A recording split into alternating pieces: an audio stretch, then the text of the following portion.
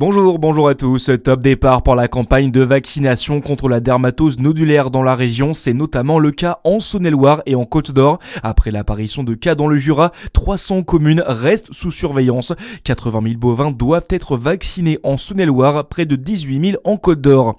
Une annonce qui fait suite aux réunions publiques organisées dans le Jura hier soir dans la salle des fêtes de Champvent. Un autre rendez-vous est prévu ce soir à 20h à Neil. Des soirées ouvertes à l'ensemble des éleveurs et des habitants souhaitant s'informer sur la maladie et la campagne de vaccination. 2 militants jugés au tribunal de Dijon hier après-midi. Ils comparaissaient un mois après la journée de mobilisation Bloquons tout du 10 septembre. Les militants s'étaient accrochés aux barrières du tramway dans l'agglomération dijonnaise, entraînant des interruptions sur la ligne. Ils ont finalement été relaxés. Une renaissance pour Saint-Vincent. La cathédrale de Chalon-sur-Saône a rouvert ce vendredi au public. En travaux, le chantier avait pour objectif de nettoyer et restaurer les couleurs de l'époque. Gilles Platret, le maire de la commune, promet que les Chalonnais vont retrouver l'édifice comme ils ne l'ont jamais vu. On l'écoute au micro de Charlie Chevasson. C'est une joie.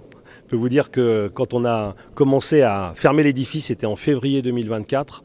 On pensait sérieusement pas trouver ce qu'on a trouvé là. Dormait sous la poussière, on peut vraiment le dire comme ça. Une cathédrale que plus personne n'avait en tête parce qu'elle n'a pas été vue comme elle a été restaurée et comme elle sera ouverte aujourd'hui depuis la fin du Moyen-Âge. C'est-à-dire qu'on a trouvé sous la pierre des couleurs qu'on a pu restaurer qui datent de cette période-là.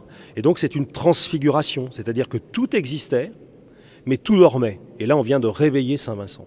Malgré la réouverture, les travaux ne sont pas totalement finis. Ils prendront fin en 2027.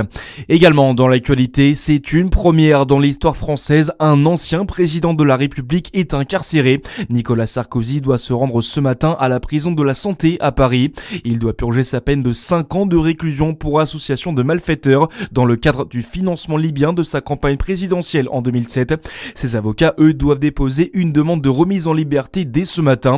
La justice aura 2 mois pour trancher.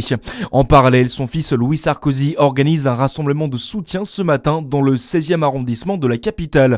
La directrice du musée du Louvre attendue au Sénat ce matin, Laurence Descartes, doit être auditionnée 2 jours après le cambriolage du célèbre musée parisien. Elle devra notamment s'expliquer sur les défaillances sécuritaires. En attendant, l'enquête se poursuit pour retrouver les bijoux dérobés et les malfaiteurs. Et puis un mot de foot pour finir, le Paris Saint-Germain jouera le Bayer Leverkusen en Ligue des Champions.